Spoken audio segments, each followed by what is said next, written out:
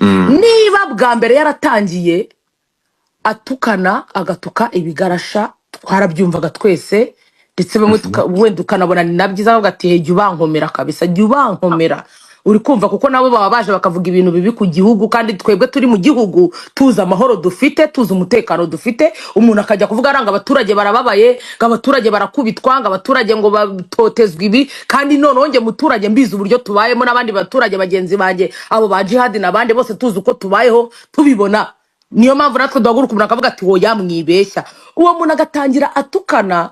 tukamufata muri iyo sasa yuko atukana niyo mpamvu nababwiye ngo gutukana aratuka ibyo ni ibintu bisanzwe n'ibintu ntabwo yatuka umuntu mumve ngo ni ibintu bitunguranye ku babyeyi cyangwa se ku biki